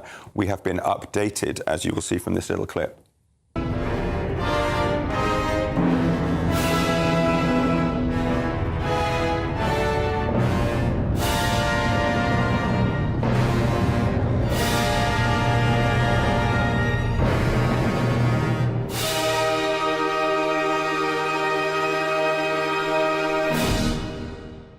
It's not just the updating. I've seen many modern dress versions of Tosca. It is that they've taken liberties, and I'm normally against taking liberties with opera, but actually in this case I absolutely was in accordance with the liberties that they took, because they were so astonishing. So, I mean, let me describe to you in the second act, a woman that is Tosca is going to be raped by the ghastly police chief, and meanwhile her lover is being tortured off stage, and that's normally done in his private chambers. Yeah. Here it was done in a sort of cafeteria full of people, and the horror of that was that it implied that they were used to this, that every day in this cafeteria they'd see him trying to have his way with some poor innocent woman, and they'd be absolutely used to people being tortured and screaming and they're complicit. In the next room. And they're absolutely complicit. And they were also horrified. And they were smiling. And as I said to you before, they're literally twirling their spaghetti, chit-chatting, smirking at this awful torture of him. And I have to say, the Scarpia, I saw the guy from the previous run because the latest one was off for a few shows. So I saw Vladislav Sleminsky. And I love it. You saw him there with the bald hair and the sort of suit. And he's kind of part mafia don. But so quiet. It's coiled menace and this repugnant delight at the anticipation and the execution of torture and suffering. It's so chilling. And as you saw little clips with people pulling the guns, normally we have the top of the Castel dell'Angelo and you have Tosca's famous leap at the end. This frames at the start and the end. We're in a quarry, and it's very much sort of fascist Italy where... People being executed in the headlights of a vehicle. Yeah, absolutely blindfolded, dragged up to slope, chucked over the top. And when I say horrifying, this is not a criticism. I thought, if you go and see this opera again and again, as I have, you get inured to it. But actually, this brought you back to the absolute horror of what goes on in that opera. It gave me more. I mean, I bow to you, but for me, it gave me more. I was engaged. I believed it. I absolutely loved it. It's on until the end of this month at Glyndebourne. Highly recommended. And you can get tickets at Glyndebourne. Thank you very much indeed to Stefan and, of course, to Rafa. Up next, we're going to be talking about the Edinburgh Fringe. This is Sunday with Mike Portillo on GB News. Be nice to escape the grey. Clear skies, here we come. As clear as our travel insurance. All Clear Travel Insurance sponsors GB News Travel Destinations Forecast. Hi there. If you're heading off on holiday to other parts of Europe, it's a sunny and increasingly hot outlook across many parts of the Mediterranean. There may well be an isolated afternoon or evening thunderstorm, particularly across inland parts of Turkey, Greece and the Balkans, but many parts of Italy and the Western Mediterranean will stay entirely dry on Monday with plenty of strong August sunshine. Into the outlook for the rest of the week, well, the temperatures remain in the mid to high 30s, perhaps even above 40 Celsius in places. All Clear Travel Insurance sponsors GB News Travel Destinations Forecast. This is GB News, Britain's news channel. Well, Charlie, as most of the viewers know, I would be involved in agriculture. This isn't quite agriculture. It's quite close to it, the cousins of. A lot of things that go on in agriculture are on display here. Thousands of people coming to this site, Ragley Hall, just about 45 minutes out of Birmingham. We are the modern ruralists, and here today we have the craft yard. We've got 9 different crafts, all demonstrating what they're up to. Here we have the wheelwrights, and they're bonding a wheel here. So this is an ancient craft that's been going for about. Barney Murray's a bit of a legend, quite frankly. He's the national champion, master dry stone waller, comes from North Wales, and he's a bit of a Thor lookalike. So he's quite popular. GB News, the People's Channel. GB News Breakfast, every day from 6 a.m. Now, at 16 minutes past 8, the annual bike ride from Yorkshire to London is taking place today, aiming to honour the legacy of the Batley and Spen Labour MP Joe Cox, who was murdered by a far-right terrorist in June of 2016. Well, the bike ride aims to champion a cause she was passionate about, as this year marks the 10th anniversary of her tragic death. Kim, if we can just start with you, what is your sister's legacy? Well, there's so much that we've got to be proud of that's been done in Joe's name. It's just been 10 years since she was murdered, and what has kept us going as a family has been the way that so many amazing people, including people like this amazing man, have done things in Joe's name to show what our country is really about. And you've got all these amazing people today from all different backgrounds, all walks of life, celebrating the things that we have in common, not agreeing on everything. GB News, the People's Channel. Good afternoon, Britain. Weekdays from midday. It's a difficult question. Honestly, I don't think I would at this rate, because I think the government tracks, when we say we're fighting for Britain, what are we actually fighting for? The concept of Britain, I don't think exists anymore. When I look at Britain, when I go outside, it doesn't seem to be very British. And I think the core demographic of the people who would normally fight, these white working class boys who, have been fighting for Britain, who we expect just to sacrifice their life in a fight, they've been demonised for decades and decades by the government, by our education system, by the media. Economically, they've been disadvantaged. So why would we expect them to risk their lives when we've demonised them for so long and took them for granted for so long? And this concept of Britain fighting for the British government, the British government has betrayed us. GB News, the People's Channel.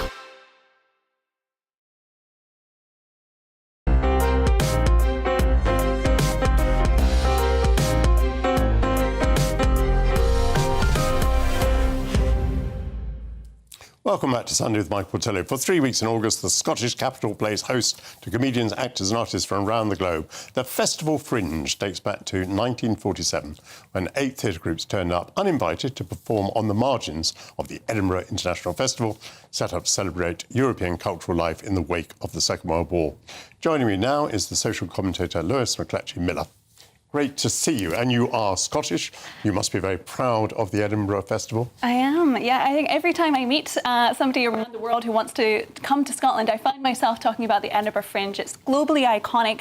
Most of the comedians and actors that you may have heard of today actually started out normally doing a kind of set at the Fringe. So it's a great space for Scotland to showcase talent and to receive talent. Although I've seen across the years, it's kind of morphed and changed a little bit in receipt of a kind of sensorial culture, which has perhaps damaged it a little bit. Does it have the position it used to have? When I was at university, certainly, that's a very long time ago, but, you know, those people who were into comedy in the university, they would always go up to Edinburgh to try out their shows, try out their ideas up there. So for the budding comedians, you know, particularly as it were at the sort of intellectual end of things, is it still a must-go-to place? I've heard mixed reviews. I think it's great to see students come through. I personally like to go and see the a cappella groups from the different universities. I think there's great culture to be enjoyed from young talent. With budding comedians, it's a great expense to be at the Fringe. It's a great difficulty to get accommodation and to book and to attract people to the show. So I have heard it's getting tougher over the years. And with a kind of culture of sensorial kind of policing in Scotland, which has come in, particularly under the SNP over the last 10 years, it's been very difficult to give kind of subversive comedy. Comedy is best when it's free and it can go against the grain of what everybody thinks and what everyone says, and says the thing that nobody wants to say but everyone thinks. But unfortunately, I think with the comedy shows, there's been a bit of a deterioration on what feels comfortable to be said, and the kind of subversive element has really been eroded. The headlines are being made this year by Amanda Knox, who was accused of murder, acquitted of murder in Italy, and she's performing a show. Is it in good taste for her to be performing a show? Well, this was highly controversial. 6,000 people signed a petition against this show in the last few weeks, headed actually by the sister of the victim involved in the crime. However, the reviews have come in of Amanda Knox's show this week, and the reviews have said that this show details the life story of Amanda, who was, as a 20-year-old girl, accused of a murder that she did not commit, spent 3 years in an Italian jail. She is an American citizen in a country far away from her family, accused of a crime that was later overturned that she did not commit. Now, this has obviously had an immense impact on her life, losing that early part of her 20s, and now having a name internationally recognized. I told my husband the other day, Amanda Knox, do you know that name? She said, oh yes, wasn't she involved in a crime? Surely. This name is always going to be associated with something dark that she did not commit. So is the show a review of her life? It's autobiographical, is it? It is a reflection of where she is now, how she's able to bring up her daughter with this surname, how she's able to regenerate her public image, how she's able to retell her story and get on with her life. And I think, you know, as many people have gone through difficulties in their life, I think it is hopeful to know that there is a redemptive arc for somebody's public image, public reputation, especially when they've been accused of something they didn't commit. So I think Amanda has every right to tell her story, and I'm glad that it's receiving the positive reviews that it has so far. When people go to the Fringe, moving on here on the subject, it must be very difficult to know where to go. You get this vast amount of information about all these shows that are being performed in various locations all over the place. How do you set about deciding what to go to? You're right. The Fringe is chaotic, and a lot of the time, some of the greatest art is performed on the streets, being around you, whether that's showmen, magicians, singers who are just setting up camp on the street. So I think going to be in the atmosphere is half of fun, to be involved in this kind of creative process. I think a lot of people like to get ahead of the curve and see what's coming up next in the next generation of comedy. So for those who are particularly interested in that, it's good to see the unheard of names and go to something unheard of and free. Often they're not expensive to go to. Often they're giving away tickets. So it's easy to get into that scene of things. But there's also the big name comics that come up for one night only. You'll see the BBC comedians there and others who have big names. So if you want to see a big show, that's an option for you too. And you presumably have had good experiences. I mean, it's very hit and miss, as you've just said, but sometimes you've got along to something and you've been astonished by how good it was. I thought the music scene has always been wonderful at the Fringe. I also see this year that the San Francisco Ballet is coming to perform something on the mortality of men, which I think could be very interesting. So I think it's all about finding the niche that you're interested in. A lot of women this year are talking about endometriosis, the musical. So that's obviously opening up a space to be able to discuss health issues that have perhaps been swept under the carpet for long. So. Thank you very much indeed. That's Lois McClatchy-Miller. Thanks to all my guests for joining me today. I very much enjoyed 2 hours of great conversation. I will be back at the same time next week. Coming up next on GB News, it's the weekend, and that means Dawn Neeson. And I asked Dawn, what's coming up on the show? Thank you very much, Michael. We've got a cracking couple of hours coming up. We are going on tour with Andy Burnham. Yes, the Burnham Bounce Tour, as you like. Yeah, the Prime Minister has announced it. He's touring the country, talking to everyone. Bit patronising, bit ego, or is it something he needs to do? We're also asking, should taxpayers, that's you and I, be paying to give Andrew, the former royal, a royal send-off at his funeral? And we're talking the solar eclipse. If you want to know everything about the solar eclipse, we've got the details for you. And we're also talking about the Green politician, get this, who thinks we demonise rapists. Couldn't make that one up. All of that coming up after the weather. See you then.